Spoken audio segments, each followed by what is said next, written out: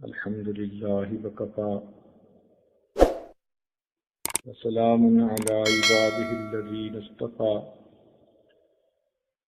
أما بعد أعوذ بالله من الشيطان الرجيم بسم الله الرحمن الرحيم نساؤكم حرث لكم فأتوا حرثكم أنّا شئتم وقدموا لأنفسكم واتقوا الله سبحان ربك رب العزة عما يصفون وسلام على المرسلين والحمد لله رب العالمين اللهم صل على سيدنا محمد وعلى آل سيدنا محمد وبارك وسلم اللهم صل على سيدنا محمد وعلى آل سيدنا محمد وبارك وسلم اللهم صل على سيدنا محمد وعلى آل سيدنا محمد وبارك وسلم اللہ رب العزت نے فطری طور پر عورت میں فرما برداری، محبت اور شفقت کا جذبہ رکھا ہے، اور اس کو زندگی میں 3 طرح کا انداز اختیار کرنا پڑتا ہے۔ مثلا والد، بھائی، خاوند، ان کے سامنے فرما برداری کا،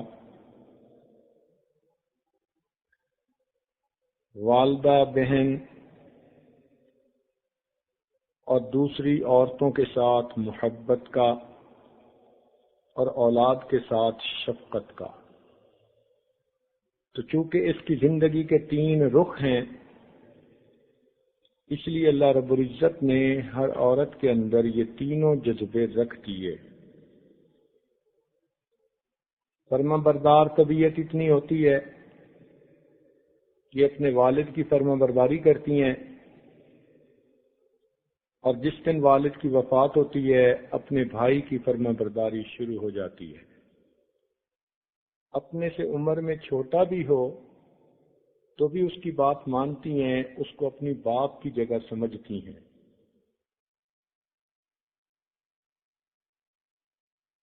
شفقت کا جذبہ ایسا کہ پرایا بچہ بھی رو پڑے تو دل کو کچھ ہوتا ہے، عورت کسی بچے کو روتا دیکھنا برداشت کر ہی نہیں سکتی۔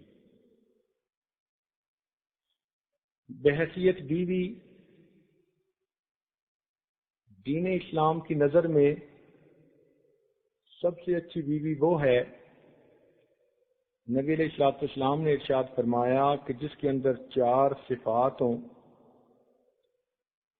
پہلی بات تو یہ کہ وہ دین کے معاملے میں خاوند کی مددگار ہو، دین کے معاملے میں خاوند کی مددگار ہو۔ مثلا خاوند بچوں کی نیک تربیت چاہتا ہے، بچوں کو دین پڑھانا چاہتا ہے، دین کی کوئی بھی نیت بندے کے اندر ہے تو یہ بیوی اس کی وزیر، اس کی مشیر بن کے کام کرے۔ گائیڈ لائنز خاوند کی ہوں گی اور یہ عورت اس کی معاون بن کے کام کرے گی۔ دوسری صفت نبی علیہ السلام نے فرمایا کہ بیوی ایسی ہو کہ اس کو دیکھو تو دیکھنے سے دل خوش ہو جائے۔ ذہن میں رکھنا کہ خوبصورت بیوی کو دیکھنے سے آنکھیں خوش ہوتی ہیں، اور خوب سیرت بیوی کو دیکھنے سے دل خوش ہوتا ہے۔ اس لیے کتنے لوگ ایسے ہیں کہ جن کی بیویاں رش کے کمر ہیں، چاند جیسی خوبصورت ہوتی ہیں، مگر ضد بازی ہوتی ہے اور خاوند کے ساتھ ہر وقت جھگڑا فساد کرتی ہیں، تو خاوند ان کی شکل دیکھنا پسند نہیں کرتا۔ تو نبی علیہ السلام کی بات میں گہرائی دیکھیے، حسن دیکھیے کہ نبی علیہ السلام نے ارشاد فرمایا کہ بیوی کی دوسری صفت یہ کہ جس کو دیکھنے سے دل خوش ہو۔ واقعی جو خدمت زیادہ کرے، جو وفادار زیادہ ہو، جو بات مانے، جس میں نیکی زیادہ ہو، اس چہرے پر نظر پڑے تو انسان کا دل خوش ہوتا ہے۔ تو گویا بیوی کے اندر دوسری صفت یہ کہ وہ ایسی نیکوکار، پرہیزگار اور خدمت گزار ہو کہ خاوند دیکھے تو اس کا دل خوش ہو جائے۔ تیسری بات نبی علیہ السلام نے فرمایا کہ نیک بیوی میں یہ صفت ہونی چاہیے کہ وہ اپنے میاں کی بات مانتی ہو۔ گھر کا نظام چلانے کے لیے رب کریم نے مرد کو امیر بنا دیا۔ آج چھوٹی چھوٹی دکانیں ہوتی ہیں، کسی نہ کسی کو انچارج بناتے ہیں، اس لیے کہ اگر کسی کام کا کوئی بھی انچارج نہ ہو تو پھر سبھی انچارج بن جاتے ہیں۔ فیکٹریاں لوگ بناتے ہیں تو اس میں بھی مینیجر ہوتا ہے جو سب کو کوآرڈینیٹ کرتا ہے، سب کی کیئر ٹیکنگ کرتا ہے اور مینیج کرتا ہے بزنس کو۔ اللہ رب العزت نے بھی چھوٹے سے گھرانے میں مینیجر بنا دیا، امیر بنا دیا، اور یہ ذمہ داری اللہ نے مرد کو عطا کی۔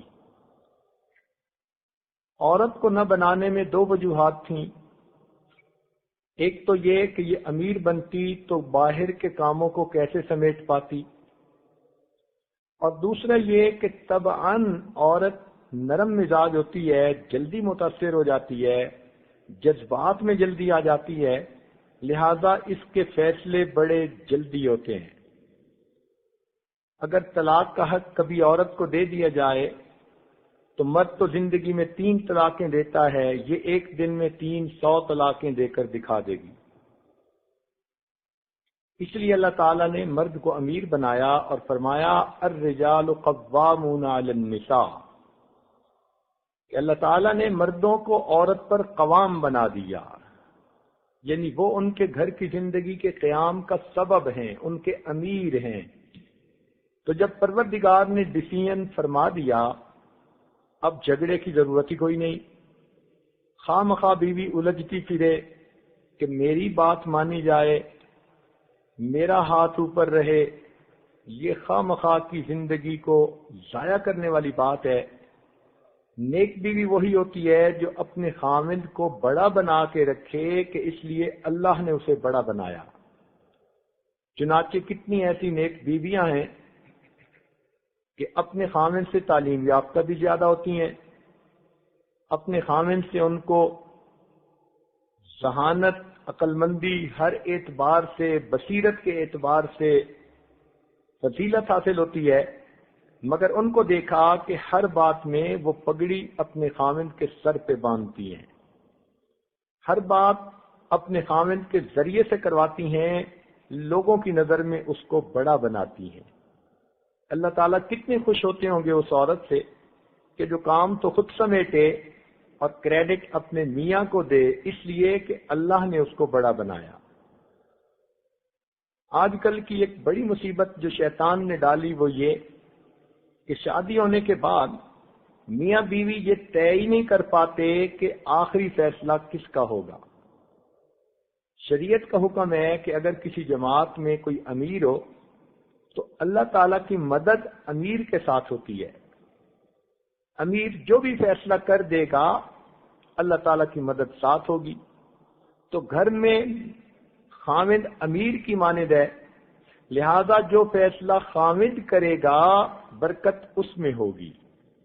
ممکن ہے بیوی اپنی تعلیم کی وجہ سے، اپنی عقل مندی کی وجہ سے کوئی اور مشورہ لے کر آئے جو ظاہر میں اچھا نظر آتا ہو، مگر اس بات کو بیوی نے منوا بھی لیا زبردستی تو اس میں برکت نہیں ہوگی جب تک خاوند کا اپنا بھی ڈیسیژن وہی نہ ہو۔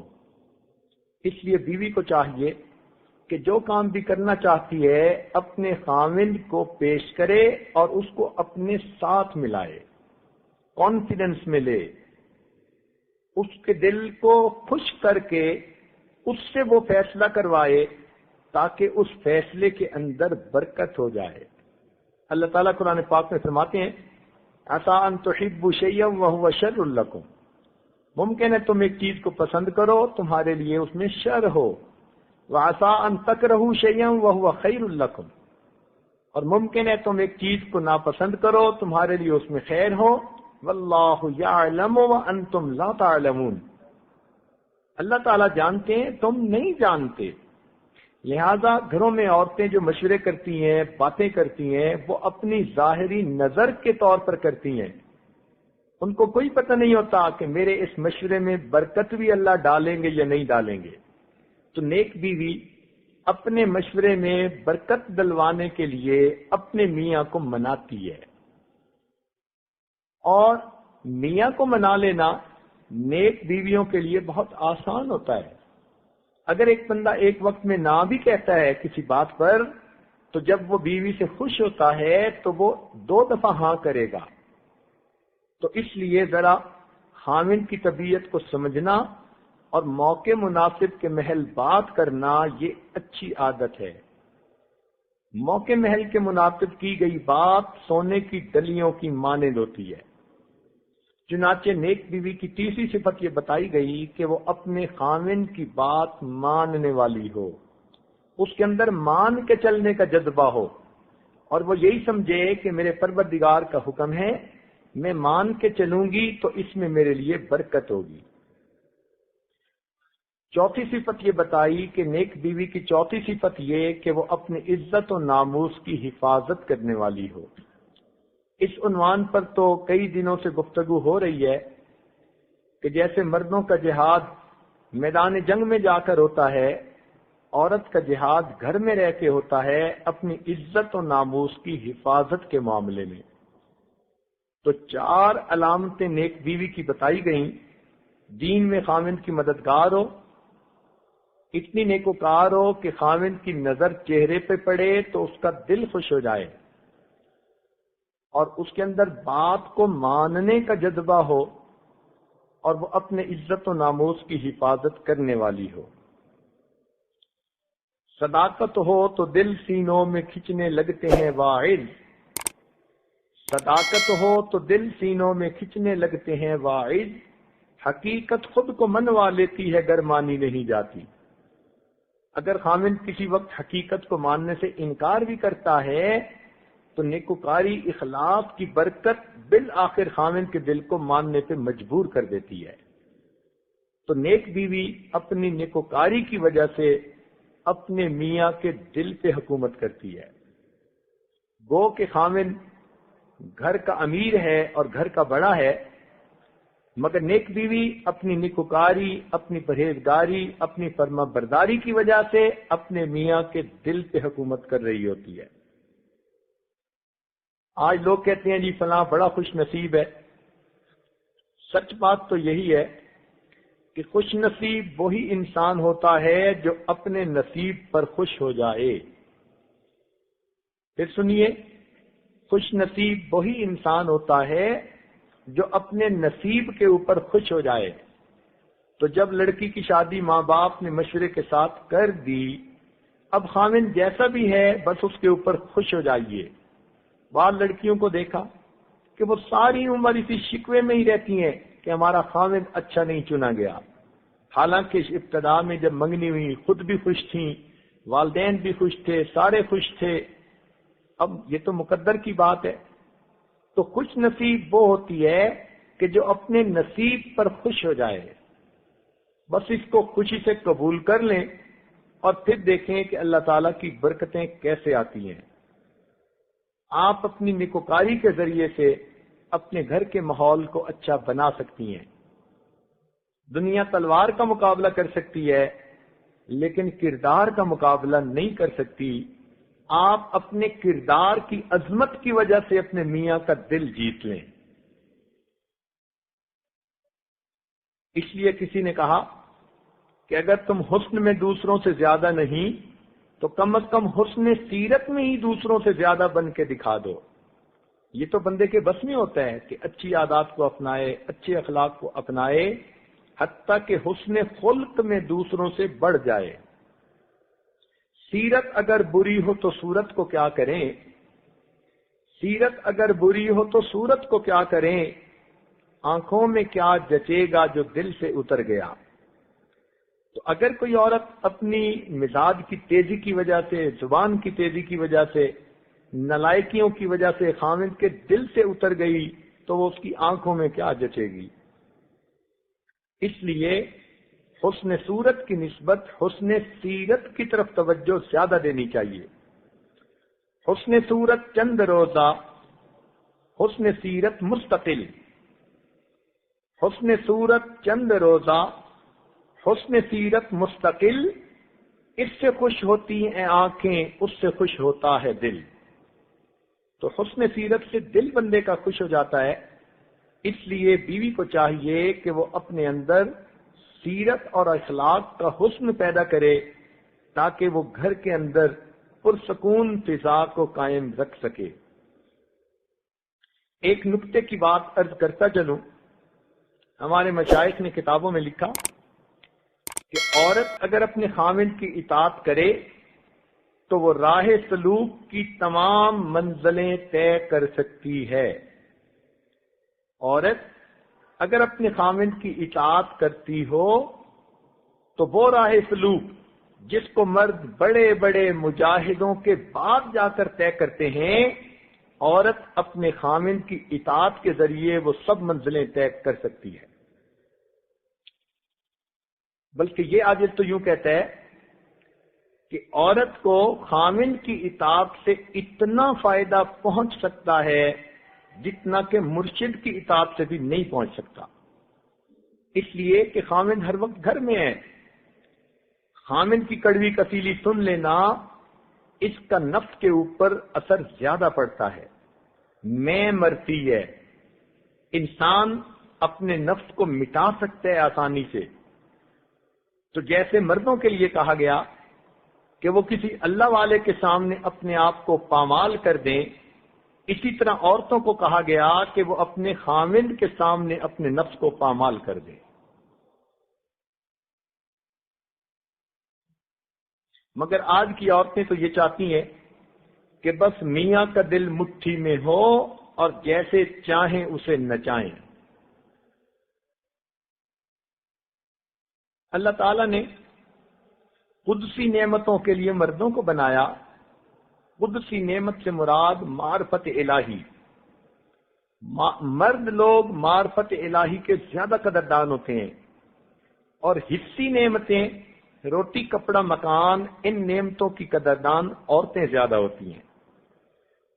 اس لیے دیکھا کہ مردوں کو معرفت الہی کا شوق زیادہ ہوتا ہے من حیث الجماعت، اور عورتوں کو من حیث الجماعت روٹی کپڑا مکان کی نعمتوں کا انتظار زیادہ ہوتا ہے۔ تو بیوی کو چاہیے کہ وہ اپنے میاں کے مزاج کو پہچانے تاکہ گھر کے ماحول کو اچھا رکھ سکے۔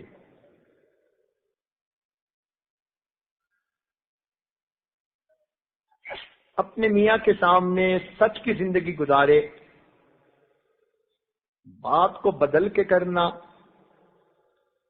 بات کو چھپا لینا، یہ حقیقت میں جھوٹ ہوتا ہے۔ تو خاوند کے سامنے جب عورت نے خود ہی جھوٹ بولنے کی عادت ڈال لی تو پھر اس کی بے برکتی پوری زندگی میں پڑے گی۔ تکلیف اٹھا لینا بہتر ہے ذلت کے اٹھا لینے سے۔ یاد رکھیں، انسان جتنی محنت اپنی خامی کو چھپانے کے لیے کرتا ہے، اس سے آدھی محنت کے ساتھ وہ خامی دور ہو سکتی ہے۔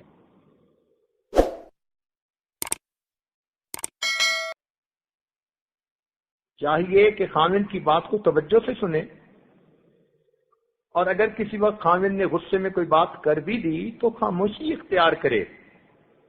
جب خاموشی اور اعتراف کی بجائے دفاع شروع ہو جائے تو یہ سمجھیے کہ جنگ کا بگل بج گیا۔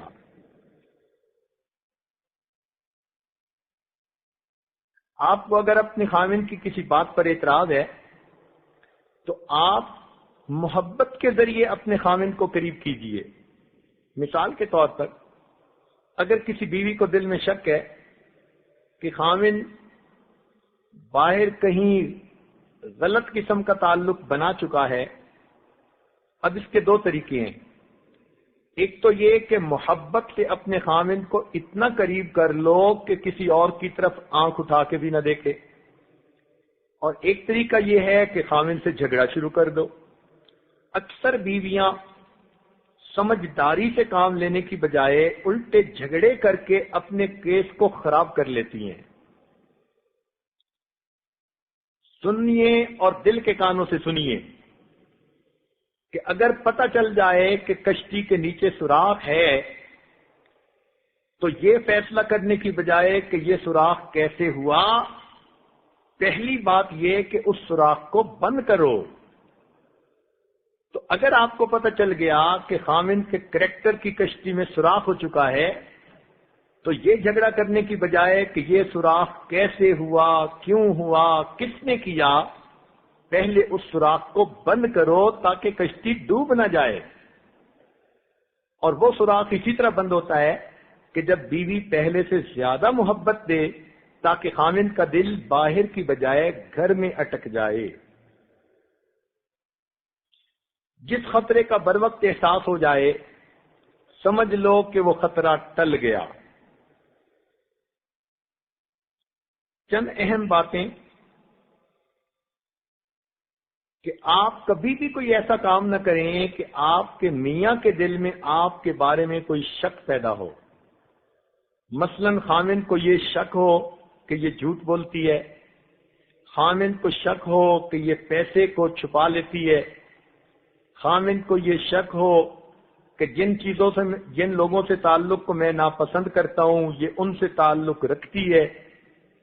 اس قسم کا کوئی بھی شک خامند کے دل میں پیدا مت ہونے دیجیے، اس لیے کہ جس دل میں شک جگہ بنا لے اس دل سے محبت رخصت ہو جاتی ہے۔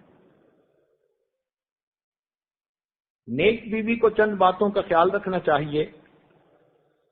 خامند کو تو 10 باتیں بتائی تھیں مگر بیوی کو 20 بتاتے ہیں تاکہ اس کو کام ذرا آسان مل جائے اور سبق یاد رکھنا آسان ہو۔ سب سے پہلی بات کہ گھر میں جو کھانا بناتی ہیں عورتیں، یہ لوگوں کے جسموں میں جاتا ہے اور یہی ان کے جسم کی غذا بنتا ہے۔ اس کھانے کے گھر کے لوگوں پر اثرات ہوتے ہیں۔ اگر کھانے میں طہارت کا خیال نہ رکھیں، اگر پکاتے ہوئے غفلت کے ساتھ پکائیں تو یہ کھانا ان کے جسم میں جا کر نور پیدا کرنے کی بجائے ظلمت پیدا کرتا ہے۔ لہذا عورتوں کی پہلی ذمہ داری کہ کھانے کو ذکر فکر کی کیفیت میں بنائیں تاکہ مردوں کے دلوں پر نیکی کے اثراتوں اور گناہوں کی ظلمت چھٹ جائے۔ چنانچہ نیک بیویاں کھانا بناتے ہوئے اپنی زبان سے اللہ کا ذکر کرتی ہیں۔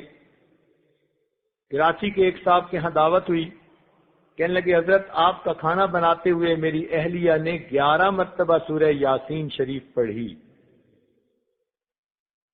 صحابیات کا بھی یہی طریقہ تھا۔ چنانچہ ایک صحابیہ تنور پر روٹی لگوانے بیٹھی، جب لگ گئی تو روٹی اٹھا کر سر پر رکھی روٹی کی ٹوکری اور کہنے لگی لے بہن میں چلتی ہوں، میری روٹیاں بھی پک گئیں اور میرے 3 پارے بھی مکمل ہو گئے۔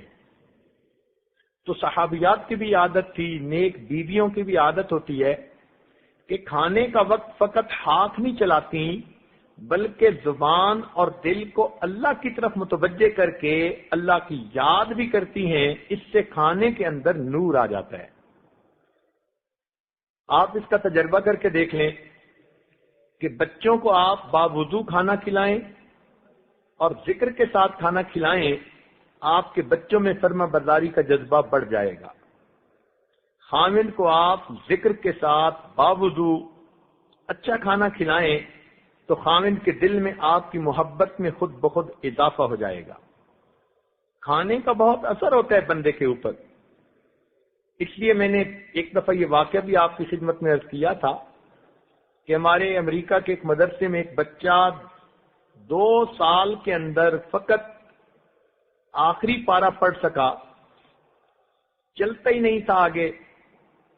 ہم بڑے عاجز آ گئے، تنگ آ گئے کہ اتنا وقت لگ رہا ہے، حالانکہ وہ بچہ اسکول میں فرسٹ آتا تھا، پریزیڈینشل ایوارڈ کے لیے اس کا نام آگے بھیج دیا گیا تھا، تو دل میں ایک دن بات آئی کہ پتہ نہیں کیا مصیبت ہے اس کو کہ قرآن مجید کے فیض سے محروم ہے۔ ہم نے اس بچے کو بلایا اور پوچھا کہ بچہ بتاؤ تم کیا کھاتے ہو؟ اس بچے نے 8-10 امریکن ریسٹورانٹس کے نام لے دیے، میکڈونلڈ سے یہ کھاتا ہوں، اور تھینکس گاڈ اٹس فرائیڈے وہاں سے یہ کھاتا ہوں، اور پیزا ہٹ سے یہ کھاتا ہوں، فلاں سے یہ کھاتا ہوں۔ ہمیں بات سمجھ آ گئی کہ یہ باہر کی حرام چیزیں کھانے کا اثر ہے، اللہ نے قرآن پاک سے محروم کر رکھا ہے۔ وہ بچہ بیچارہ آگے پڑھتا پیچھے بھول جاتا، آگے پڑھتا پیچھے بھول جاتا، استاد بھی تنگ آ گئے۔ ہم نے اس کے والدین کو بلا کے کہا کہ اگر تو اس کو باہر کے کھانے کھلانے ہیں تو اپنے ساتھ لے جائیے، پڑھائیے بھی خود، ہمارے پاس پڑھانا ہے تو وعدہ کیجئے کہ اس کو باہر کا کھانا نہیں، اس کی والدہ مسلمان ہے، نیک ہے، والد کی حلال روزی ہے، اس کو گھر کا کھانا کھلائیں۔ انہوں نے وعدہ کر لیا۔ آپ حیران ہوں گی کہ اگلے 1 سال میں اس بچے نے پورے قرآن مجید کو ناظرہ مکمل کر لیا۔ تو کھانے کے انسان کے اوپر اتنے اثرات ہوتے ہیں۔ اس لیے تو ہمارے مشائخ نے فرمایا کہ 2 چیزیں بنیاد ہیں تصوف کی، رزق حلال اور صدق مقال۔ رزق حلال اور صدق مقال، کھائے تو حلال رزق کھائے، اور اگر بولے تو سچ بولے۔ جس بندے میں 2 باتیں آ گئیں، یہ 2 پر ہیں، ان 2 پروں کے ذریعے وہ اللہ تعالیٰ کے قرب کی منزل کو آسانی سے حاصل کر لے گا۔ تو اس لیے بچوں کو جو کھانا کھلائیں وہ ایسا نہ ہو کہ آپ برتنوں کے دھونے دھلوانے میں پاکی ناپاکی کا خیال نہیں، سستی کرتی ہیں، کئی مرتبہ کھانا بناتی ہیں تو ساتھ گانے لگے ہوئے ہوتے ہیں، کھانے بنا رہی ہوتی ہیں اور پتہ نہیں کیا کیا سن رہی ہوتی ہیں۔ اب سوچئے کہ پھر اس کھانے میں برکت کی بجائے ظلمت آئے گی تو پھر اس کا اثر خود آپ کو بھگتنا پڑے گا۔ میاں بے دین بنا تو مصیبت آپ کی، اولاد بے دین بنی تو مصیبت آپ کی۔ تو جب دونوں طرف سے مصیبت آپ ہی کے سر آنی ہے تو کیوں نہ آپ ان کو کھانا ہی وہ کھلائیں کہ جس کی وجہ سے ان کے دلوں میں نیکی کا شوق آ جائے۔ اور یہ بھی ذہن میں رکھیں کہ جب بھی آپ کھانا بنانے لگیں تو کھانے میں مہمان کی بھی نیت ضرور کر لیا کریں کہ میں گھر والوں کا بھی کھانا بنا رہی ہوں اور میں 1 مہمان کے لیے یا 2 مہمانوں کے لیے نیت کر رہی ہوں کہ اگر آ گیا تو میرا کھانا اتنا ہے کہ میں مہمان کو بھی پیش کر سکتی ہوں۔ بھلے کوئی مہمان نہ آئے، روزانہ کھانے میں مہمان کی نیت کرنے سے اللہ تعالیٰ اتنے مہمانوں کو کھانا کھلانے کا اجر آپ کے نام اعمال میں لکھوا دیں گے۔ دوسری اہم بات کہ ہر کام کو اپنے وقت پہ سمیٹنے کی عادت ڈال لیجئے۔ آج کا کام کل پہ نہ چھوڑیے،